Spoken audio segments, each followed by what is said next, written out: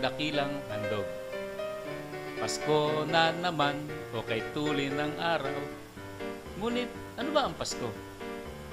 Ang alam ng marami, 13-month pay, bonus, kasayahan, bigayan ng regalo, pagkaing masasarap, ang gusto ng lahat bago. Yung iba naman, parang ayaw nang dumating yung Pasko kasi gastusan to. Panoorin po natin ang usapan ng mga magkakaibigan na ito patungkol po sa kahulugan nila sa Pasko.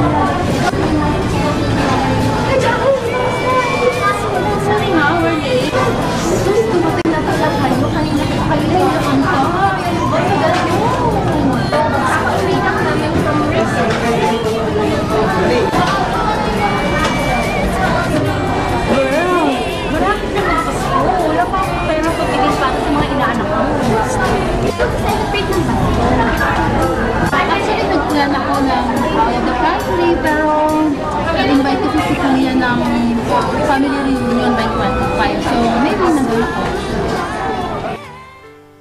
At ang yung iba naman, ay ganito ang alam nila sa Pasko. Paano po nila sineselebrate itong Pasko na to. Paano ba ito? Magpapasko na naman.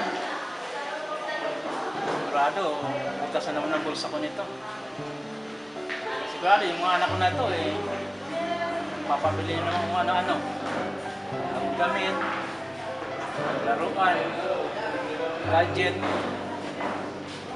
mga party, gano'n na lang.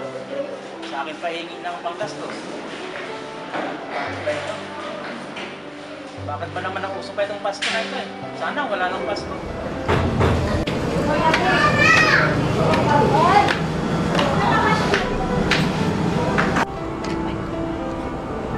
Hi, Ni. Hoy, Bukas pala darating yung aking mga business partner, no?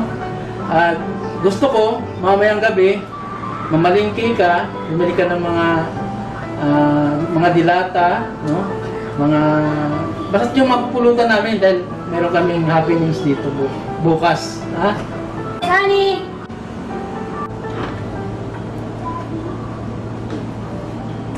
Saldi, yung palang reunion natin, gagawin sa bahay ng kuya mo, no? Sa December 25 daw yon. Kaya maghanda kayo ng maraming pagkain. Dapat masasarap. Para noon, masiyahan lahat ng kamag-anakan natin na dadalo. Huwag mong kalilimutan magdala ng masasarap na pagkain. Total yan ay araw ng Pasko. At dapat tayong magsaya. Paano po yun, Nay? Kaya nga ako gumagawa ng listahan dito. Nagpaplano kami ni Miss na pumunta ng Singapore. Mamamasyal kami. At mamimili na rin ng panregalo para sa mga inaanak namin. Pero di bali na, huwag kayong mag-alala. Dadalo kami. Ako lang bahala kung anong gagawin ng paraan. Bili mo naman ako ng bagong cellphone. Sira na kasi cellphone ko Luma na yun Di ba, Jericho, kabibili ko lang ng cellphone mo ng isang buwan? Ano nga yun, Dad? Gusto ko yung bagong modelo. Ano na naman yung inuungot-ungot mo sa daddy mo? Ano na naman ba yun? Huwag mo naman sigawan yung bata. Ano ba ako ang gusto mo? Gusto ko lang naman po ng bagong cellphone. Cellphone? Sige, bibili kita. Sige po. Ayan, sige. Ay, ang ganda nito Daddy, parang ang ganda nito. Gusto ko yan. Daddy, ako din ha. Kasi may party akong pupuntahan. Ha? Cash mo na lang sa akin. Magkano ba? Daddy, ako rin. Bili mo ang bagong sapatos.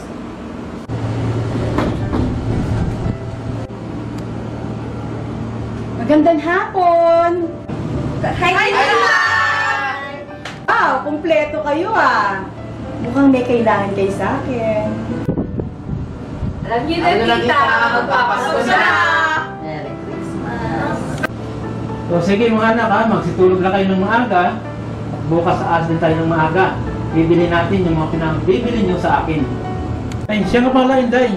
Pakisabi kay Dudoy na ihanda ang sasakyan ng maaga. Kasi aalis tayong bukas ng maagang maaga. Opo kuya, sasabihin ko po kay Dudoy. Pero kuya, huwag niyo akong kalimutan yung bonus ko Yan po ang realidad ng pagdiriwang ng Pasko sa panahong ito na wala po silang iniintindi, kundi po mga bagay na material. Panoorin naman po natin ang pamilyang ito na kung saan malalaman po natin ang tunay na kahulugan ng kapaskuhan o kapanganakan ng ating Panginoong Jesucristo.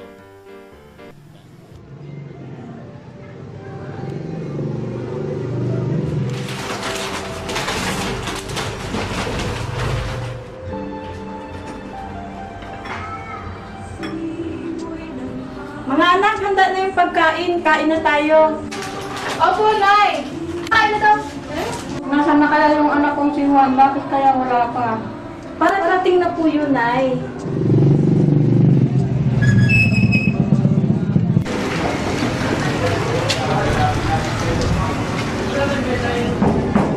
Si tatay na ata po yan sa gitang pagbuhok sa kami.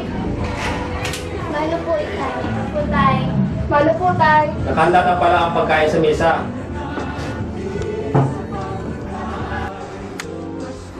Manalangin po tayo. Ama namin Diyos, dakila at magpapayat sa Panginoon. Salamat po sa pagkain na kahanda sa gabi ito. In Jesus' name, Amen. Ulam. Masarap ba? Okay, pre. Nagluto niyan eh. O, anong kain ko? Sumalit ka pa eh. Di ba paborito mo to? Ikaw nga. Ikaw nga. Ang kaya nga. Kumusta yung trabaho mo, Han? Sa biyan ng Panginoon, okay naman siya ang gabay sa amin. Mga anak, hintuan niyo na pagsisilpan. Ay, sorry po, tay. Pupuntahan pa ba tayo bukas? Mga anak, siyempre naman, linggo bukas magsisimba tayo. Ikaw nga po pala na Chubuela bukas. Maghahanda po ba tayo? Baya, pagkain na naman nasa isip Oh, hindi na mga anak kasi may reunion tayo bukas sa bahay ni Lola Aning. Ihanda nyo na yung isi-share ninyo tungkol sa salvation sa mga pinsan nyo, ha? Tama yung mga po. Huwag kayong makulit na po. Opo, sige po. Ay, bakit po pinagdiriwang ang Pasko? Bakit po maraming naghahanda ng gusto? Marami pong gumagastos. Importante po ba ang material na bagay? Anak, hindi material na bagay at pera ang dahilan kung bakit pinagdiriwa ang Pasko. Ito ay pag-alala sa pagsilang ng ating tagapagligtas na si Jesus. Ayun po pala tayo. Maraming salamat. Ayon sa Biblia, ito ang tunay na naganap.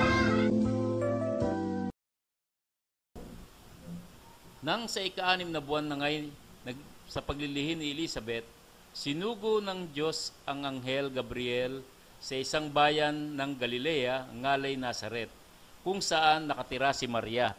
At pumasabi, Huwag kang matakot, Maria, sapagkat nakasumpong ka ng biyaya sa Diyos. At narito, maglilihi ka sa iyong tiyan, at manganganak ka ng isang lalaki at tatawagin ang kanyang pangalan na Jesus.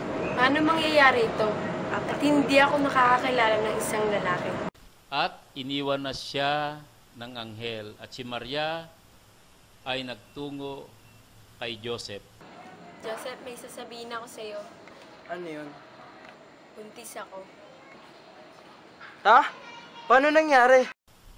At si Jose na kanyang asawa, palibhasa'y lalaking matuwid at ayaw na ihayag sa madla ang kanyang kapurihan, ay nagpasyang hiwalayan siya ng lihim.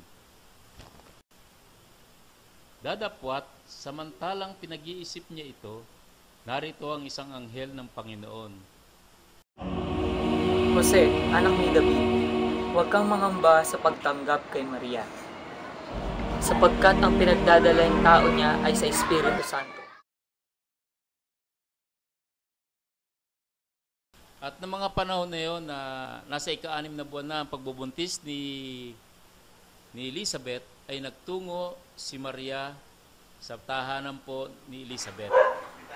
Pinagpala ka sa mga babae at pinagpala ang bunga ng iyong tiyan. Ano ang nangyari sa akin at tinanaw ako ng ina ng aking Panginoon? Dinadakila ng aking kaluluwa ang Panginoon at nagagalak ang aking espiritu sa Diyos na aking tagapagligtas. At si Maria ay tumigil sa bahay ni Elizabeth ng 3 buwan. At nagkaroon ng bagong kautusan si Caesar Augustus patungkol sa census.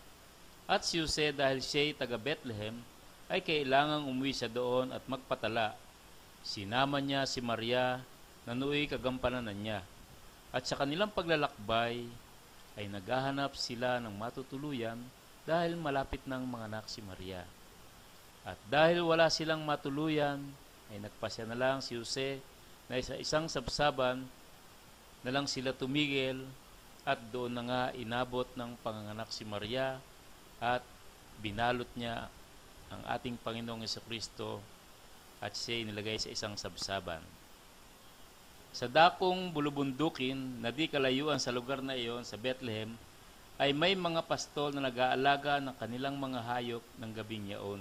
At ito ang palatandaan. Matatagpuan ninyo ang isang sanggol na nakahiga sa sabsaban at siya'y nakabalot ng puting lampin. At pagkatapos na magsalita ang mga anghel, ang mga pastol ay nagtungo sa Bethlehem at natagpuan nila nga ang ating Panginoong Jesucristo na pinakadakilang regalo sa sanglibutan.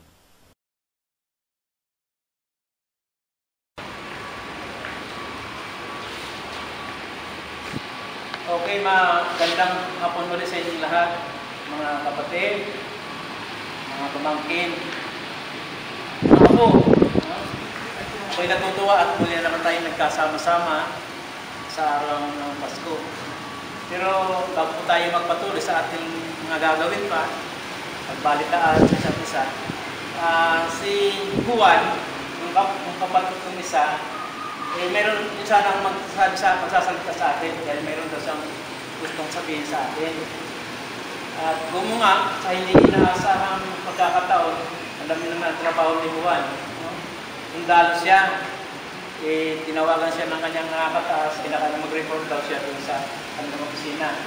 Pero hindi naman gumawa siya ng paraan na para yung pagkakataon ito ay yung gusto niya sabihin sa atin ay maibabot niya sa atin. Ako nga pala si Pastor. Pastor po ay apelyido ko eh. Pastor din ang pangalan ko. Kaya Pastor.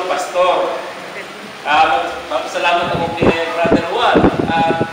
Na-invite niya ako at karakalang makapagsalita sa inyo na pagkukul po sa kapanganakan po ng Panginoong Jesucristo na ang tunay na dahilan kung bakit po siya pumarito sa mundo ito. Ayon sa Galatians 4:4, kaya ang tunay na kahulugan po talaga ng Pasko ay ang pag-alala sa kapanganakan ng Panginoong Jesucristo. Kaya nga po sabi sa John 3:16, for God so loved the world that He gave His only begotten Son, that whosoever believeth in Him shall not perish but have everlasting life. Yan po ang tunay na kahulugan ng Pasko na kasi po nalilihis na po tayo sa pag-alala po ng kapanganakan ng Panginoong Jesucristo. Yan po ang tunay na dahilan sapagkat siya po ang pinakadakilang regalo sa atin ng Diyos. Kasi rejected.